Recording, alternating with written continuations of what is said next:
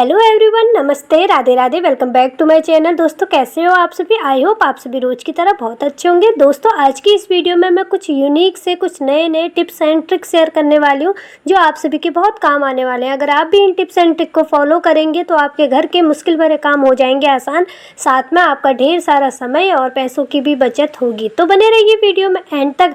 अगर वीडियो आपको यूजफुल लगेगी थोड़ा भी तो प्लीज़ वीडियो को एक लाइक और अपने दोस्तों के साथ शेयर जरूर कीजिएगा।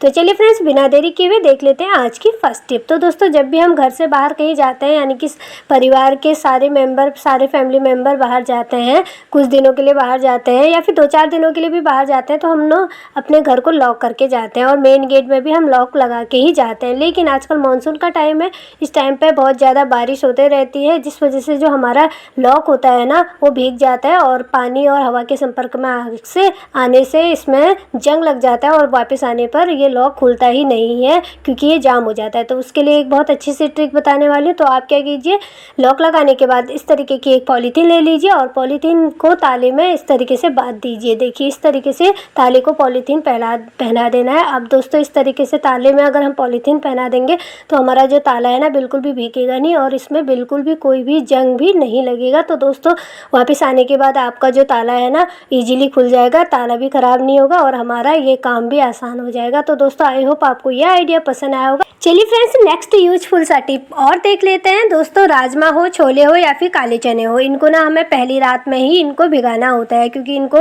बहुत देर भिगाना पड़ता है तभी ये अच्छे से फूलते हैं। लेकिन कई बार क्या होता है, हम इन चीज़ों को ना भिगाना भूल जाते हैं। तो उसके लिए क्या कीजिए ना, पहले तो आप छोले या फिर चने, जो भी चीज़ आपको भिगाना है या फिर काले चने, उसको अच्छे से 2-3 बार साफ पानी से वॉश कर लीजिए। उसके बाद इसमें हमें डालना है गर्म पानी। जी हाँ, हमें गरम पानी ही इसमें डालना है। उसके बाद इसमें आधा चम्मच के करीब नमक भी डाल लेना है। छोले अगर ज़्यादा है तो आप 1 चम्मच में इसमें नमक डाल दीजिए। तो दोस्तों नमक तो ज़्यादातर लोग यूज करते हैं। आप सोच रहे होंगे क्या इसमें नया क्या है, लेकिन इसमें नया ये है दोस्तों, इसमें हमें एक चीज़ और ऐड करनी है, वो है बेकिंग सोडा। जी हाँ दोस्तों, अगर बेकिंग सोडा हम इसमें डालेंगे तो हमारे जो चने हैं या फिर राजमा है बहुत अच्छे से फूल जाती है और बहुत कम समय में। तो इसमें हमें आधा चम्मच के करीब बेकिंग सोडा ज़रूर डालना है। इसी से हमारे चने बहुत जल्दी सोख हो जाते हैं, बहुत अच्छे से ये फूल जाते हैं। उसके बाद दोनों चीज़ों को एक बार मिला लेना है और इसको फिर ढक के हमें रख देना है। तो यहाँ पर मैं प्लेट से इसको ढक के रख दूँगी। तो दोस्तों इस तरीके से ना हम छोलों को भिगा सकते हैं। बहुत कम समय में ये बहुत अच्छी तरीके से फूल जाते हैं। कई बार हमें बच्चे परेशान कर देते हैं कि आज तो हमें छोला ही खाना है, तो उस समय भी आप इस ट्रिक को ट्राई कर सकते हैं। 1 से 2 घंटे के बीच में ये अच्छे से फूल जाते हैं। आई होप आपको ये आइडिया पसंद आया होगा। चलिए अब आगे और देखते हैं आज का नेक्स्ट आइडिया। दोस्तों किचन के कामों में सबसे ज़्यादा उबाऊ और सबसे ख़राब काम मुझे तो लहसुन छिलने का लगता है। दोस्तों क्या होता है ना, जब भी हम लहसुन छिलते हैं तो हमारे नेल्स में भी चुभ जाता है और हमारे नेल्स भी कई बार टूट जाते हैं। तो उसके लिए बहुत अच्छा सा आइडिया है, सिंपल सा आइडिया है।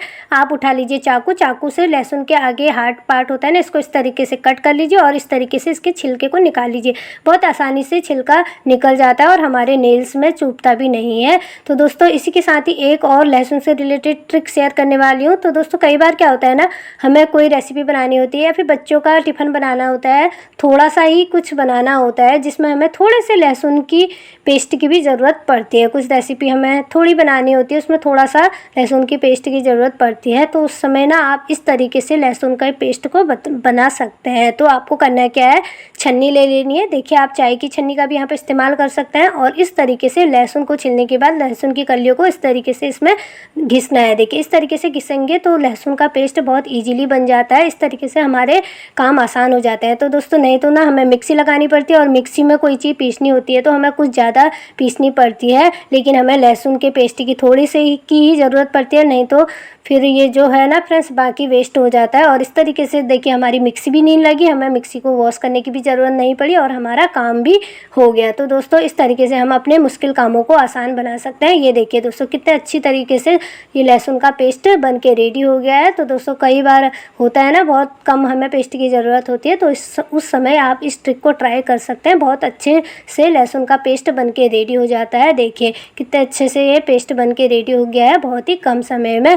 आई होप आपको भी ये आइडिया पसंद आया होगा। अगर दोस्तों कभी आपको थोड़े से लहसुन के पेस्ट की ज़रूरत हो तो आप इस टिप को ट्राई कर सकते हैं। अब बढ़ते हैं आज की नेक्स्ट टिप की ओर। तो दोस्तों नॉर्मली हम जब भी पूड़ी बनाते हैं तो हम अलग से किसी बाउल में ऑयल को भी निकालते हैं। पहले हम लोई बना लेते हैं और उसके बाद किसी कटोरी में ऑयल लगाते हैं लोई में, उसके बाद ही हम पूड़ियों को बेलते हैं। लेकिन आज मैं आपको एक अच्छा तरीका बताने वाली हूँ जिसमें हम एक्स्ट्रा ऑयल का इस्तेमाल नहीं करेंगे और यहाँ पर हम पूड़ी को बेलेंगे भी नहीं, बिना बेले ही हम आज पूड़ी को बनाएंगे। तो दोस्तों जब भी हम ऑयल को भरते हैं ना, इस तरीके के पैकेट में से कंटेनर में खाली करते हैं तो इस पैकेट में ना बहुत सारा ऑयल बचा रहता है।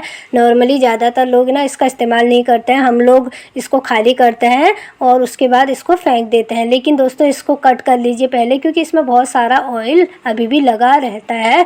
तो दोस्तों इस तरीके से ना मैं आप पूरे पैकेट को पहले खोल लूँगी। तो आज मैं बिना बेले पूरी बनाने का एक बहुत ही अच्छा तरीका बताने वाली हूँ जिससे बहुत कम समय में ढेर सारी पूरियाँ बन जाती है। तो अब करना क्या है, जो भी लोई बनाई थी ना आपने उन लोइयों को इस पैकेट में जो हल्का तेल लगा रहता है ना दोस्तों, जिसको हम वेस्ट का समझ के फेंक देते हैं, हमको लगता है पैकेट में कुछ है नहीं अब इसको फेंक देते हैं, लेकिन उसी का यहाँ पर हम यूज करेंगे। लोई में हल्का सा उस पैकेट से तेल लगा लेंगे और इस तरीके से उसके बाद अब हमें लेनी है प्लेट को इस तरीके से लोई के ऊपर रखना है और हल्का सा इसको प्रेस करना है। देखिए इस तरीके से बहुत अच्छे से गोल गोल पूरी हमारी बन के रेडी हो जाती है। और दोस्तों ना पूरी बनाने के लिए तो ये ट्रिक बहुत अच्छी है। आप प्लेट ले लीजिए, चकला बेलन का यानी कि बेलन का इस्तेमाल नहीं कीजिए, इस तरीके से चकला का ही यहाँ पर हम इस्तेमाल करेंगे और बेलन से नहीं बेलेंगे हम। देखिए प्लेट से इस तरीके से बहुत ही आसानी से और बहुत ही अच्छी पूड़ियाँ बनके रेडी हो जाती है। बहुत कम समय में ये पूड़ियाँ बनके रेडी हो जाती है, एकदम गोल गोल पूड़ियाँ बनके रेडी हो जाती हैं। तो दोस्तों